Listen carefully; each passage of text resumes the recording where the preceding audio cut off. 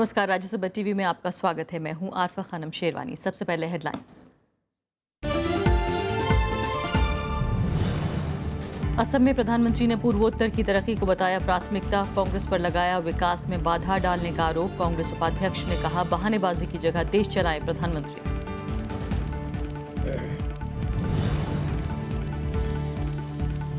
केरल विधानसभा सत्र के पहले ही दिन भारी अवरोध। भ्रष्टाचार के आरोपों पर विपक्ष ने मांगा मुख्यमंत्री से इस्तीफा। राज्यपाल के अभिभाषण का बहिष्कार।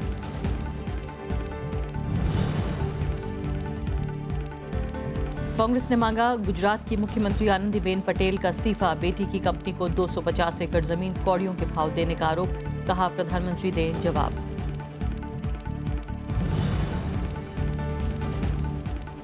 तंजानिया की छात्रा से बदसलूकी के मामले में 2 पुलिसकर्मी सस्पेंड। मानवाधिकार आयोग ने मुख्य सचिव और डीजीपी से मांगा जवाब। कर्नाटक के गृह मंत्री से मुलाकात के बाद तंजानिया के हाई कमिश्नर ने जताई संतुष्टि।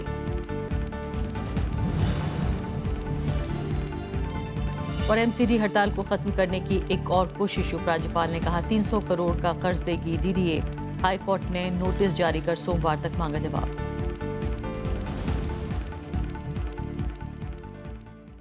और अब पहली खबर।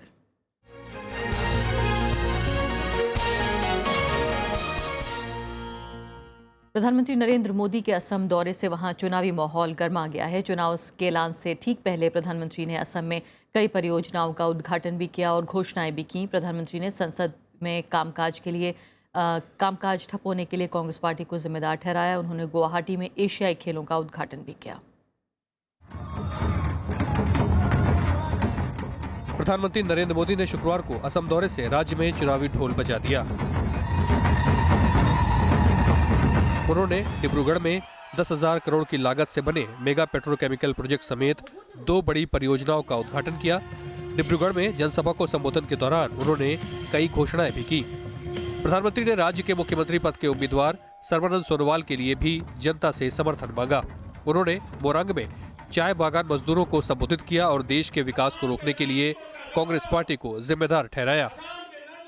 एक परिवार अड़ा हुआ है कि हम राज्यसभा चलने नहीं देंगे, हम देश का कोई काम होने नहीं देंगे, क्योंकि देश की जनता ने हमें हराया क्यों, हम उसका बदला लेंगे और वो मजदूरों से बदला लेंगे।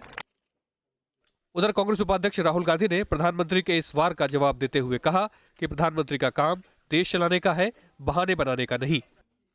India did not choose Mr. Narendra Modi to make excuses. India chose a leader, and the leader should not make excuses. The leader should do the job that he's been elected to do.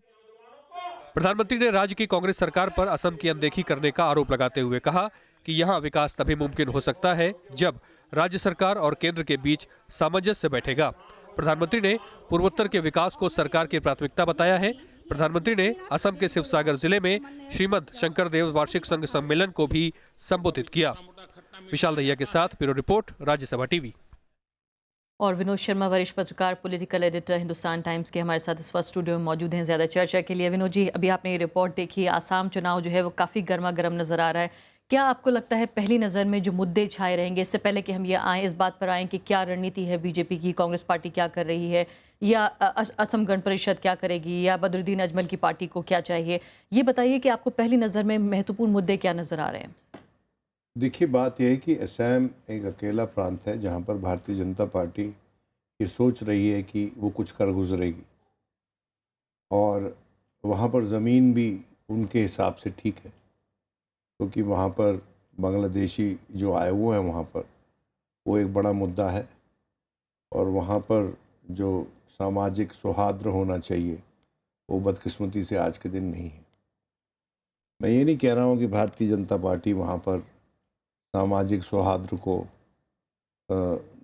नष्ट करने के लिए जा रही है, लेकिन political parties अपने अपने तरीके से ज़मीन का इस्तेमाल करती हैं। ये जो डिब्रूगढ़ में उतरे प्रधानमंत्री मोदी और उसके बाद उन्होंने मोरान में जाके चाय बागान के लोगों से संबोधित किया, और उसके बाद एक वैष्णवाइट सेक्ट, उनका भी एक 15वां एनिवर्सरी उनके गुरुजी का उसको भी संबोधित किया। और उसके 25 लाख लोग उनके फॉलोअर्स हैं। 25 उनके फॉलोअर हैं, 25 लाख उनके फॉलोअर हैं।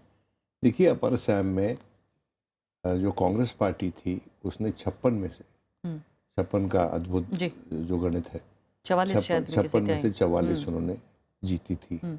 लेकिन जब इलेक्शन हुए 2014 में लोकसभा के, उस वक़्त पासा पलटा और भारतीय जनता पार्टी ने लगभग 30 से ज़्यादा सीटें 56 में से वहाँ जीती। तो मुझे मतलब कोई असेंबली सेक्शंस की बात कर रहे हैं। जो जो देखिए जी।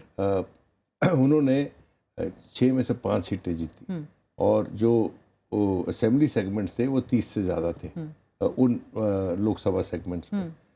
तो मैं कोई बिल्कुल भी मुझे आश्चर्य नहीं हुआ कि प्रधानमंत्री वहाँ गए हैं और उन्होंने एक तरह से अपनी पार्टी का जो प्रचार है उसको शुरू किया वहाँ पर।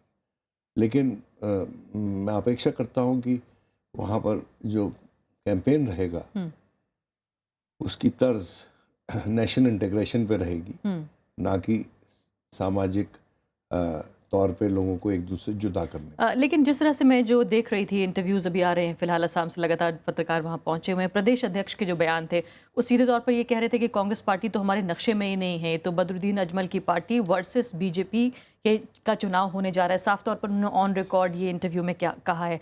क्या आपको भी ऐसी तस्वीर नज़र आती है, और अगर ऐसा होता है तो ये किस तरह का चुनाव होगा? देखिए मैं समझता हूँ कि ये कहना गलत है। तरुण गोगोई एक बड़े नेता हैं असम के, 15 साल राज किया उन्होंने। और कांग्रेस पार्टी के टावरिंग नेताओं में से एक है राष्ट्रीय स्तर पर। जी। और इसलिए अगर भारतीय जनता पार्टी ये सोच के मैदान में उतर रही है कि बदरुद्दीन उनके विपक्षी हैं, तो वो बिल्कुल साफ है कि वो फिर इलेक्शन किसी और तरीके से जीतना चाहते हैं। आप समझिए मेरी बात को। कांग्रेस पार्टी एक नेशनल पार्टी है, बीजेपी भी नेशनल पार्टी होने का दावा करती है और है काफ़ी हद तक। तो मैं समझता हूँ कि जो नेशनल पार्टीज़ हैं उनको प्रांतीय स्तर पर उतर कर कोई भी विघटनकारी राजनीति नहीं करनी चाहिए, भले वो कांग्रेस हो या जो बहुत बीजेपी हो। महत्वपूर्ण बात इसमें यह है कि क्या जो जनमानस है असम का, जो आम आदमी है, क्या उसके मन में ये बात बस गई है? चाहे हम असम अकॉर्ड की बात करें, उसके बाद से बहुत सारे लोगों को वहाँ नेशनैलिटी मिली भारत की, लेकिन उसके बाद भी जो लगातार इलीगल इमिग्रेशन है उससे हम इनकार नहीं कर सकते। तो क्या जो जनमानस है आम, उसके मन में ये बात है, ये कुंठा है कि वाकई ये लोग आ रहे हैं और जो वहाँ के रिसोर्सेज हैं उनको चुरा के ले जा रहे हैं? देखिए ये कल परसों का इशू नहीं है, और अगर 15 बरस तक वहाँ के लोग कांग्रेस को इलेक्ट करते रहे तो इसका मतलब ये है कि मुद्दा है, लेकिन प्राथमिक मुद्दा नहीं है वहाँ पर। मैं समझता हूँ कि वहाँ प्राथमिक मुद्दा सेफ्टी ऑफ लाइफ और प्राथमिक मुद्दा वहाँ विकास है। और ना सिर्फ असम में, तमाम नॉर्थ ईस्ट में विकास एक बहुत अहम मुद्दा है। कभी आप नॉर्थ ईस्ट जाए, मैं गया हूँ कई बार वहाँ, तो आपको वहाँ जाके पता चलता है कि वहाँ के जो बाशिंदे हैं, why do they lose stake in the survival of the centre? क्योंकि सेंटर ने, केंद्र ने उनके लिए कुछ नहीं किया, और इसकी जवाबदेही कांग्रेस की है निश्चित तौर पर, कि वहाँ पर प्राइमरी हेल्थ केयर सेंटर को एक्सेस करने के लिए अगर 15-20 किलोमीटर चलना पड़े किसी को, या फिर इतना वहाँ पर पानी का स्रोत होने के बावजूद वहाँ पर ऊर्जा की कमी रहे, तो ये सब मुद्दे हैं जिन पे हमको विचार करना पड़ेगा। और विनोद जी, इसके अलावा एक ऐसा राज्य है वो जहाँ सबसे ज़्यादा पूरे देश में मुस्लिम पॉपुलेशन है, 30% से ऊपर मुस्लिम पॉपुलेशन बताई जाती है, और ऐसे में जो बांग्लादेशी खासकर जो मुद्दा है वो आप कह रहे हैं कि प्राथमिकता में नहीं है, लेकिन कहीं ना कहीं इस बार उसको उभारने की कोशिश की जा रही है। बहुत पिछड़ा राज्य भी है, उसके बावजूद कांग्रेस पार्टी की आखिर क्या स्ट्रेटेजी रहेगी 15 साल के बाद? एंटी इनकम्बेंसी का फैक्टर भी है, ये भी माना जा रहा है कि तरुण गोगोई जो इंटरनली कांग्रेस पार्टी में भी कुछ अलोकप्रिय हैं इस वक्त, क्या ये सब फैक्टर्स देखने पड़ेंगे? देखिए बात यह है कि ये बात सही है कि 15 साल कोई राज करता है तो वो लोकप्रिय नहीं रहता, उसके खिलाफ एंटी इनकम्बेंसी काम करती है। अब देखना यह है कि कौन से मुद्दे कैंपेन में उछलते हैं, और क्या प्रधानमंत्री के द्वारा मनोनीत जो भाजपा के वहाँ नेता हैं, जो यहाँ पर केंद्र में स्पोर्ट्स मिनिस्टर हैं, क्या उनकी एक्सेप्टेबिलिटी उतनी बनेगी जितनी की गोगोई की थी, जिसके चलते वो 15 बरस राज किए। और कांग्रेस से एक प्रमुख नेता बिस्वाल शर्मा जी, वो भी बीजेपी में आज के दिन हैं, और उनमें और सोनोवाल साहब में क्या कोऑर्डिनेशन बनता चलिए, है। समय मेरे पास समाप्त हो रहा है, लेकिन कि जमीन पर जो काम करने वाले लोग हैं बीजेपी के पास फिलहाल उसकी भी कमी है। असम में उनका कार्डर नहीं, भी उनका महत्वपूर्ण कार्डर नहीं है। वहाँ पर इतना स्ट्रांग नहीं नहीं है है। जी। बहुत बहुत शुक्रिया विनोद जी। अभी तो असम चुनाव में थोड़ा वक्त है, लगातार चर्चा हम इस बात पे करेंगे और ज़्यादा बखान करेंगे आने वाले दिनों में। फिलहाल ये थी हमारी पहली खबर। अभी छोटा सा ब्रेक।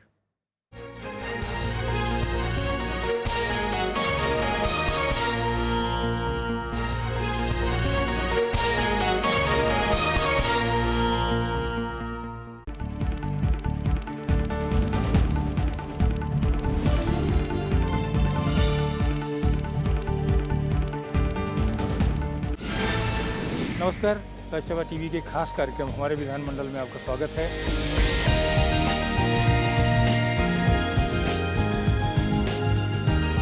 इस एपिसोड में हम आपको दिखाएंगे उत्तराखंड विधानसभा पर अपना खास प्रोग्राम सिर्फ राज्यसभा टीवी पर 5 फरवरी रात 10:30 बजे और 6 फरवरी रात 11:30 बजे।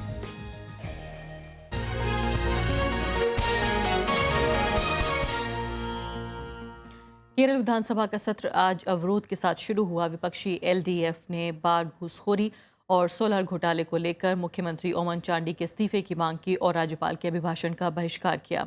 13वीं विधानसभा का यह आखिरी सत्र है और राज्य में अगले 2 महीनों में चुनाव होने हैं।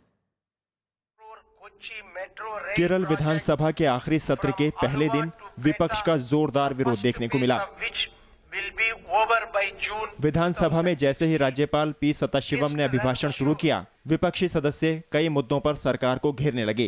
राज्यपाल ने सदस्यों को कड़ी चेतावनी दी और कहा कि वो शांति से अभिभाषण सुने या फिर बाहर चले जाएं। Either you sit quiet or you are free to go out. No, I am noting all your objections. No, beyond this, nobody can tolerate. When you have a right to protest, I am constitutionally bound to deliver. Kindly read the Constitution. विपक्ष को राज्यपाल की सख्ती रास नहीं आई और उन्होंने walkout किया। इसके बाद एलडीएफ नेताओं ने विधानसभा के बाहर धरना दिया। पूर्व मुख्यमंत्री वीएस अच्युतानंदन ने कहा कि इस सरकार को बने रहने का कोई हक नहीं है।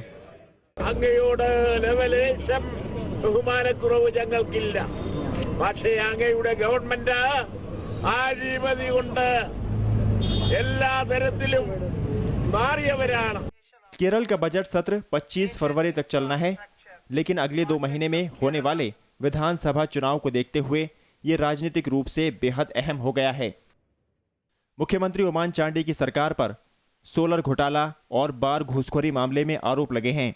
सोलर घोटाले में तो मुख्यमंत्री ओमान चांडी को न्यायिक आयोग के सामने पेश होना पड़ा और सतर्कता अदालत ने उन पर एफआईआर दर्ज करने का आदेश दिया। हालांकि हाई कोर्ट ने इस पर 2 महीने के लिए रोक लगा दी है। वहीं बाढ़ घूसखोरी मामले में आबकारी मंत्री के बाबू ने इस्तीफा दिया, लेकिन हाई कोर्ट से राहत मिलने के बाद उन्होंने इस्तीफा वापस ले लिया। Bureau report, Rajya Sabha TV.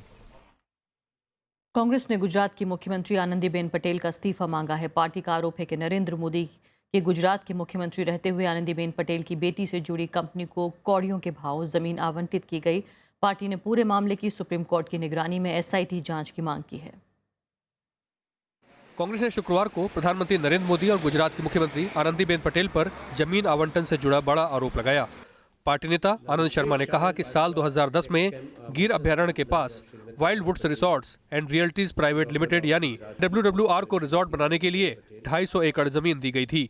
ये कंपनी संजय धनक की थी। कांग्रेस का आरोप है कि 50 लाख रुपए प्रति एकड़ वाली जमीन महज 60,000 रुपए प्रति वर्ग मीटर के हिसाब से दे दी गई। गुजरात के अंदर या देश में भी जो किसान नहीं है उनको कृषि भूमि खरीदने का अधिकार नहीं है, पर इस रिजॉर्ट को WWR को अनुमति मिली 14 मार्च 2011 को और सरकार ने अनुमति देने के बाद 14 मार्च 2011 को लैंड यूज चेंज कर दिया। कांग्रेस ने आरोप लगाया कि संजय धनक ने बाद में यह जमीन दक्षेश शाह और दूसरे लोगों को दे दी थी। पार्टी का आरोप है कि दक्षेश शाह मुख्यमंत्री आनंदीबेन पटेल की बेटी अनार पटेल के व्यापारिक साझीदार हैं।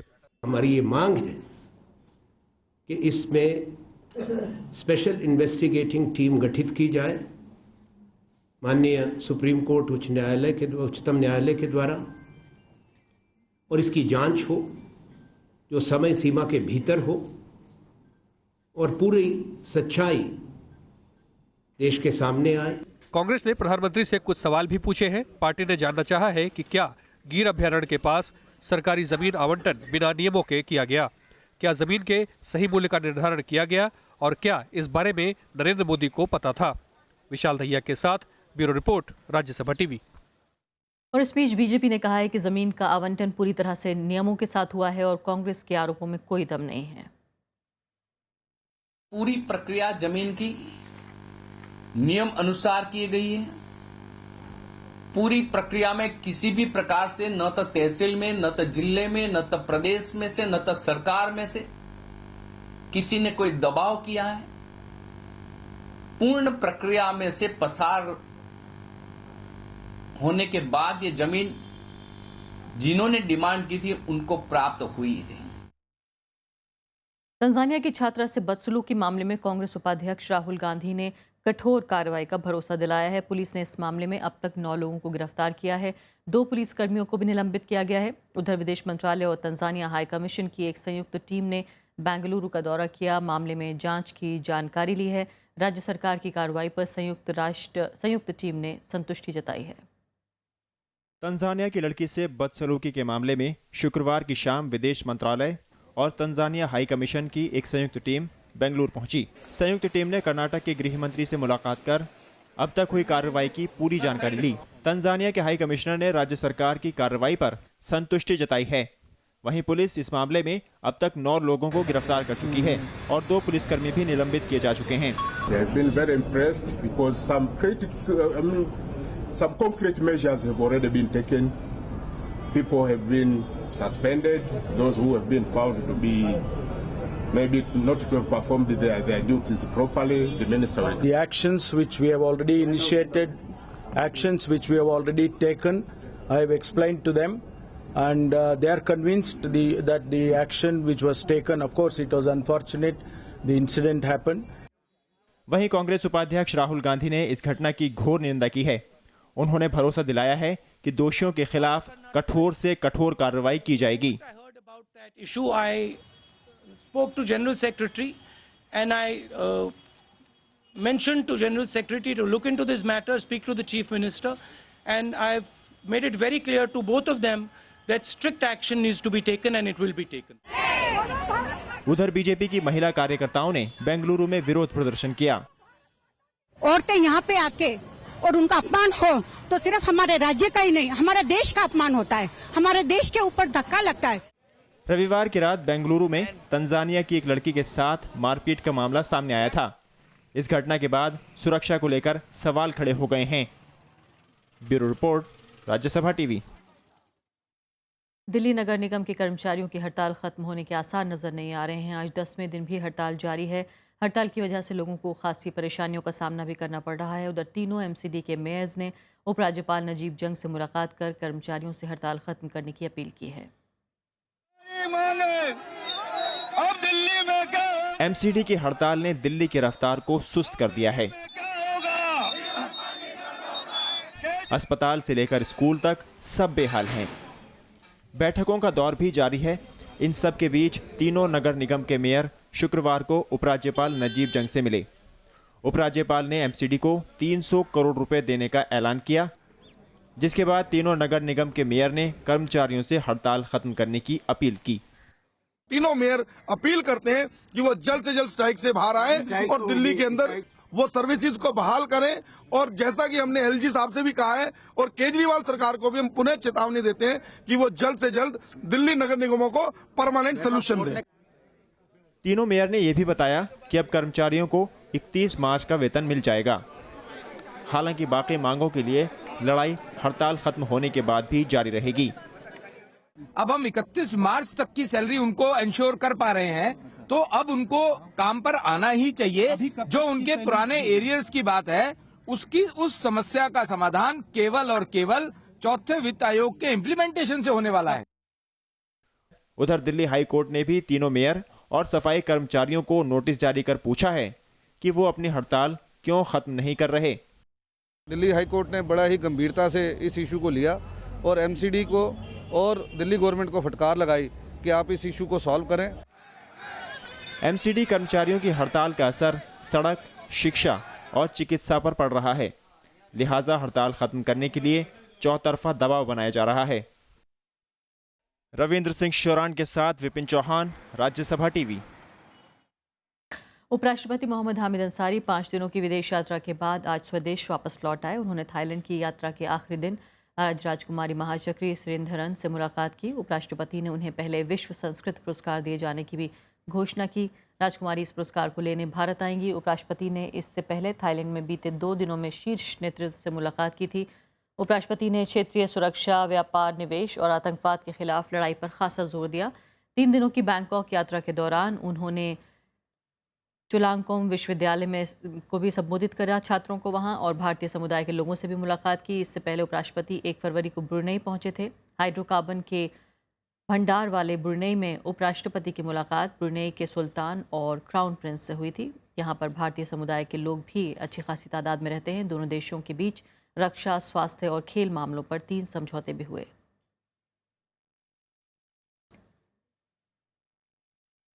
और संवाददाता दीप्ति वशिष्ठ हमारे साथ इस वक्त मौजूद हैं, जो कि वाइस प्रेसिडेंट के साथ इस दौरे पर मौजूद थी। दीप्ति, ये बताइए फिलहाल कि जिस तरह से कई खास मुद्दे उठे इन दिनों के दौरान जब उपराष्ट्रपति इस यात्रा पर थे, खासकर जो चिंताएं थी, जो साझा चिंताएं थी, उसमें आतंकवाद भी एक महत्वपूर्ण मुद्दा था। जी आरफा, मैं आपको यहाँ बताना चाहूँगी, उपराष्ट्रपति ने आज भी भारतीय मीडिया से बात करते हुए कहा है कि आतंकवाद अब किसी एक मुल्क का मुद्दा नहीं है, ये सारे विश्व का मुद्दा है। पहले एक मुल्क दूसरे मुल्क के लिए देश में क्या हो रहा है उससे कोई फ़र्क नहीं पड़ता था, लेकिन आतंकवाद एक ऐसा मुद्दा हो गया है जिसने सब देशों को एक दूसरे की मदद के लिए आगे आने के लिए कहा है। उपराष्ट्रपति ने जोर दिया थाईलैंड में भी और ब्रुनेई में भी कि हमें आतंकवाद के खिलाफ एक दूसरे की मदद करनी होगी, आसियान देशों को एक दूसरे के सपोर्ट में आना होगा ताकि आतंकवाद एक ऐसा जिसे हम ख़त्म कर सकें, जिससे हम एक नागरिकों को सुरक्षा की भावना बढ़े। जयदीप्ति, इसके अलावा जो आसियान देशों को एकजुट करने की बात है, उसमें सहयोग की बात हो रही है, सड़क संपर्क पर खासकर जो जोर दिया गया है, कितना अहम आप मानती हैं इसको? अरफा, बहुत अहम है क्योंकि इससे इकनॉमी पे बहुत फ़र्क पड़ेगा। आने वाले अगले साल में आसियान और भारत 25वें साल में जाएंगे, तो उपराष्ट्रपति का कहना था कि इकनॉमी और व्यापार जो है वो बहुत बढ़ेगा। आने वाला समय आसियान देशों का है, इसलिए जो रोड की बात हो रही थी, उन्होंने कहा कि ये रोड, पोर्ट्स की भी बात उन्होंने की। उन्होंने कहा कि इस तरीके से हमारा व्यापार बढ़ेगा, इकनॉमी बढ़ेगी, ज़्यादा रोज़गार मिलेंगे और एक दूसरे के ज़्यादा काम आ सकेंगे देश। बहुत बहुत शुक्रिया दीप्ति वशिष्ठ आपका। भारत और श्रीलंका के बीच हुए संयुक्त आयोग की बैठक में आर्थिक संबंधों को और बढ़ाने पर चर्चा हुई। भारत ने श्रीलंका के टिंकोमाली में विशेष आर्थिक जोन स्थापित करने का प्रस्ताव दिया है। दोनों देशों के बीच आर्थिक और तकनीकी सहयोग के लिए सहमति बनी है। शुक्रवार को विदेश मंत्री सुषमा स्वराज और श्रीलंका के विदेश मंत्री मंगला समरवीरा की अध्यक्षता में कोलंबो में हुए संयुक्त आयोग की बैठक के बाद मछुआरों की समस्या सहित श्रीलंका के एयरपोर्ट के नवीनीकरण, रेलवे के निर्माण और इंजीनियरिंग के क्षेत्र में सहयोग के निर्णय लिए गए। बाद में दोनों देशों ने शिक्षा और चिकित्सा में सहयोग के लिए 2 समझौतों पर हस्ताक्षर भी किए। 2 MOUs that were signed in addition to the minutes. One was for the renovation of 27 schools in the northern province and another for the construction of a surgical unit and supply of medical equipment at the teaching hospital in Batticaloa. संयुक्त राष्ट्र के एक समूह ने कहा है कि WikiLeaks संस्थापक जूलियन असांजे को तुरंत रिहा कर दिया जाना चाहिए। हालांकि ब्रिटेन और स्वीडन ने इसे मानने से इनकार कर दिया है और कहा है कि वो इस फैसले को चुनौती देंगे। लंदन के इक्वाडोर दूतावास में 4 साल से शरण लिए विकीलीक्स के संस्थापक जूलियन असांज को शुक्रवार को बड़ी राहत मिली। संयुक्त राष्ट्र के एक पैनल ने उन्हें हिरासत से रिहा करने और मुआवजा देने का आदेश दिया है। असांज ने ब्रिटेन से तुरंत पासपोर्ट लौटाने की मांग की है। Verdict, which adds not just to my freedom and to justice for my children, but it adds, I think, significantly to the ability of the UN to deal with complex cases. हालांकि Britain और Sweden ने इस आदेश को मानने से इनकार कर दिया है। ब्रिटेन ने इस दावे को गलत बताया कि असांज को जबरन हिरासत में रखा गया। He's not being detained by us, but he will have to face justice in Sweden if he chooses to do so, and it's right that he should not be able to escape justice.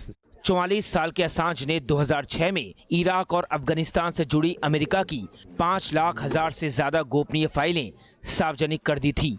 वो 2012 से London स्थित Ecuador के दूतावास में शरण लिए हुए हैं। तब उन पर स्वीडन की 2 महिलाओं ने यौन शोषण का आरोप लगाया था। असांज इस आरोप से इनकार करते रहे हैं। असांज अगर इस मामले में गिरफ्तार होते हैं तो उन्हें अमेरिका को सौंपा जा सकता है। Bureau report, Rajya Sabha TV. दक्षिण एशियाई खेलों का आज गुवाहाटी में रंगारंग शुभारंभ हो गया। प्रधानमंत्री नरेंद्र मोदी ने इंदिरा गांधी स्टेडियम में खेलों की शुरुआत की घोषणा की। ये खेल पहली बार पूर्वोत्तर के राज्य में हो रहे हैं। दक्षिण एशियाई खेल 16 फरवरी तक चलेगा। प्रधानमंत्री ने सार्क देशों के खिलाड़ियों का स्वागत किया और इन खेलों में 23 विधाओं में प्रतियोगिताएं होंगी और कई खेल प्रतियोगिताएं शिलोंग में भी आयोजित होंगी। और आइए अब नजर डालते हैं कुछ खबरों पर संक्षेप में।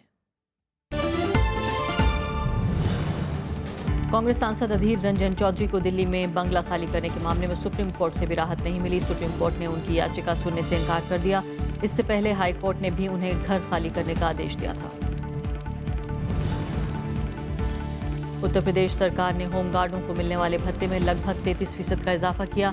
होमगार्डों को दिए जाने वाले भत्ते को 225 रुपए से बढ़ाकर 300 रुपए कर दिया गया, जो 1 अप्रैल से लागू होगा। इस फैसले से करीब 1 लाख होमगार्ड्स को फायदा होगा।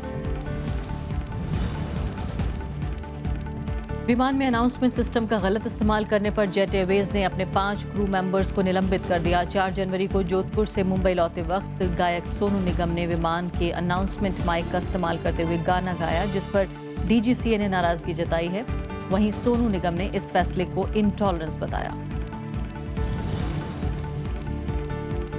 तमिलनाडु में शुक्रवार सुबह कन्याकुमारी बेंगलुरु एक्सप्रेस के 11 डिब्बे पटरी से उतर गए। हादसे की वजह से कई लोग घायल हुए हैं। रेलवे ने Chennai Bengaluru double decker express समेत करीब 15 ट्रेनों को पूरी तरह या आंशिक रूप से रद्द घोषित कर दिया है। दिल्ली हाई कोर्ट ने आईएसआईएस के 11 संदिग्धों को एनआईए की 7 दिन की हिरासत में भेज दिया। इसी बीच शुक्रवार को दिल्ली पुलिस ने एक और संदिग्ध को गिरफ्तार कर लिया। इन सभी संदिग्धों को देश के अलग अलग राज्यों से पकड़ा गया है। यमुना किनारे बने मिलेनियम डिपो मामले में शुक्रवार को सुप्रीम कोर्ट में सुनवाई हुई। कोर्ट ने दिल्ली सरकार को 1 साल में डिपो को हटाने या फिर मास्टर प्लान में संशोधन करने का निर्देश दिया है। इसे कॉमनवेल्थ गेम्स के दौरान 60 करोड़ की लागत से तैयार किया गया था।